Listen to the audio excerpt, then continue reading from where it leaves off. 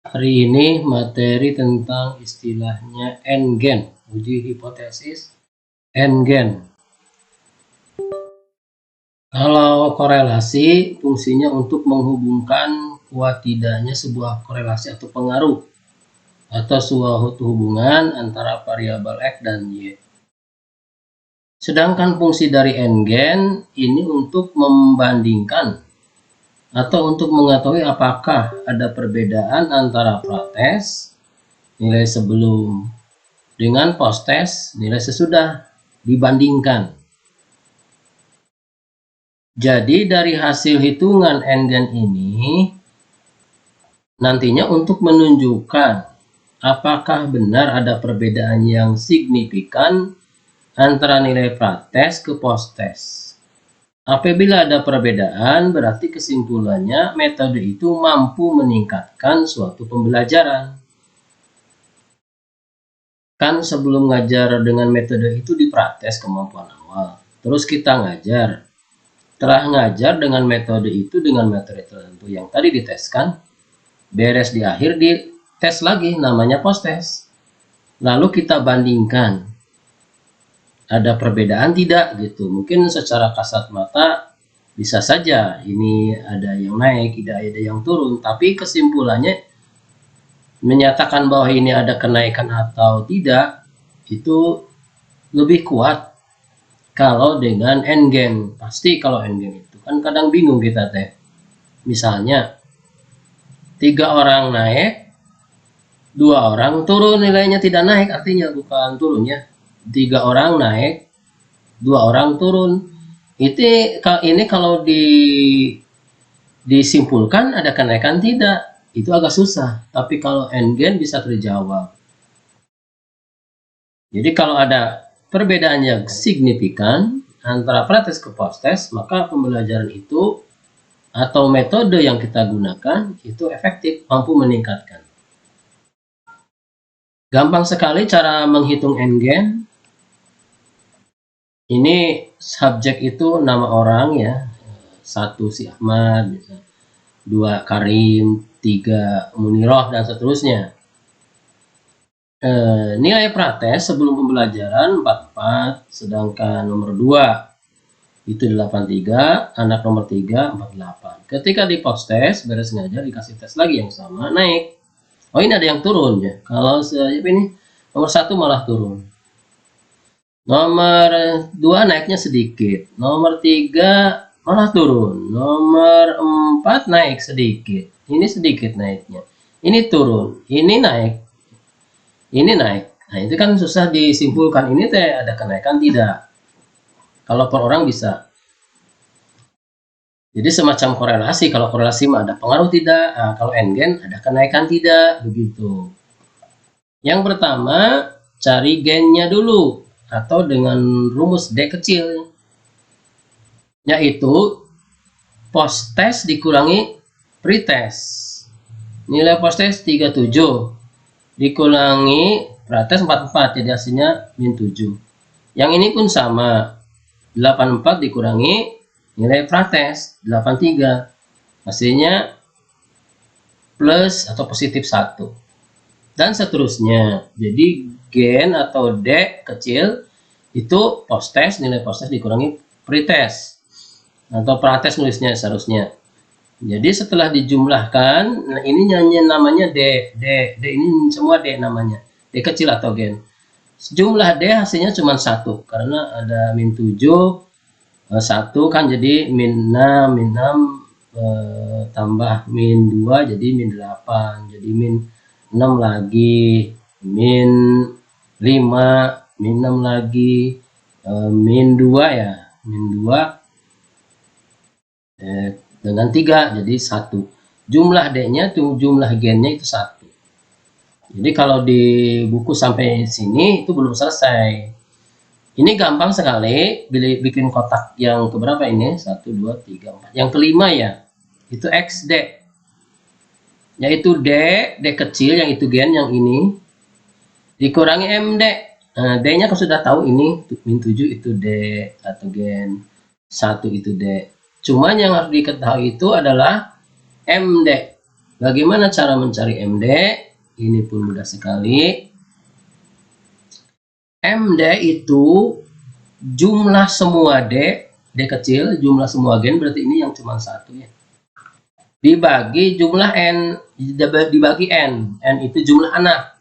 Anaknya berapa ini? 8. 1 sampai 8. Jumlah D ini udah ada sigma itu jumlah dibagi 8. Jadi 1 dibagi 8 itu 0,125. Oh, jadi MD-nya itu 0,125. N-nya itu jumlah anak ini 8. Rumusnya cuma seperti ini. Sigma D dikurangi N. Jumlah D, jumlah gen yang ini 1 ya. Dibagi N 8. Hasilnya segini. Jadi MD-nya 0,125. Jadi di sini cuman diisi ya. Diisi. Ini seharusnya sudah jadi. Ini karena ini contoh ya. Min 7 dikurangi 0,125. Jadi min 7 125. 1 dikurangi 0,125 0,875. Min 2 dikurangi ini berarti min 2 dikurangi ini. Jadi min 2 125. Min dengan min itu kan jadi minnya min 7 dengan dikurangi 0,125 jadi min 7 125. Sebab min itu artinya min, bukan dikalikannya. Seperti ini, min 1 dikurangi min dengan 0,125 jadi nambah minnya malah min 1,125. Jadi XD ini D yang pertama dikurangi MD, dikurangi bukan ditambah. Nah, kalau yang ini yang ini dikuadratkan masing-masing. Jadi min 7 125 dikali min 7 125 segini. 0,875 dikali 0,875 segini. Jadi ini dikuadratkan dari XD ini. Walaupun lambang rumusnya X kuadrat D, X kuadrat D bukan XD kuadrat. Walaupun rumus seperti ini udah rumus statistik bahwa X kuadrat D itu adalah ini dikuadratkan satu-satu. Jadi 0,875 dikalikan lagi dengan 0,875 hasilnya 1. Ya, tinggal hitung saja, baru terakhir dijumlahkan. Jumlah ini semua yaitu jumlah X kuadrat D namanya. Sama dengan 85. Jadi bikin kotak seperti ini dulu untuk mempermudah. Nah, kemudian dimasukkan ke dalam rumus ini. Jadi rumusnya nggak usah dihafal, dipahamkan saja. Rumusnya yaitu rumus T, uji T ya, karena T uji T itu. T sama dengan MD dibagi akar dari jumlah X kuadrat D tadi dibagi N kali N dikurangi 1. N-nya jumlah anak. MD-nya ini pindahkan ke sini. MD-nya kan udah tahu ini. Dibagi ini ada yang hilangnya. Ini dibagi, seharusnya dibagi akar. Ini dibagi ini hasilnya segini. Jadi sigma X kuadrat kan ini. Tinggal mindahkan 85 dibagi N 8 kali 8 dikurangi 1. Jadi 8 kali 7. N-nya ini jumlah anaknya, gampang sekali. Sigma X kuadrat tinggal mindahkan dari sini. Cuma nanti di akhir mah diakarkan. Jadi 0,125 MD dibagi, ini ada dibagi, ada garet akar ini. Akar ini hasilnya ini. Jadi 0,125 dibagi akar ini, dibagi ini. Ini kalau sudah diakarkan jadi seperti ini. Jadi hasilnya 0,125 dibagi hasil akar ini yaitu ini, hasilnya seperti ini. Jadi T hitung namanya, T nang hitung bahasa gampangnya. T hitung itu T kayak ngitung, hasil ngitung kita. Hasilnya 0,014505. Lalu ini dinamakan T. Lalu langkah selanjutnya bandingkan nilai T hitung hasil yang kita hitung ini dengan T tabel. Tabelnya dari mana? Ini sudah baku tabelnya. Nah, ini tabel T. Kalau T dengan T lagi kan tadi T hitung. Ini T hitung. Berarti tabelnya pasti tabel T. Kan tabel T banyak, ada tabel R, ada tabel Z, ada tabel O. Nah, tabel T caranya ini DK N dikurangi 2. N itu jumlah anak. Jadi derajat kebebasannya 8 dikurangi 2 sama dengan 6. Cari angka 6 ini. Ini luruskan ke 0,05. 0,05 ini ke bawah. Nah, yang ini. Jadi 6 diluruskan ke kolom ini sajalah, kolom yang di bawah 0,05. 6 ke sini. 6-nya dari mana?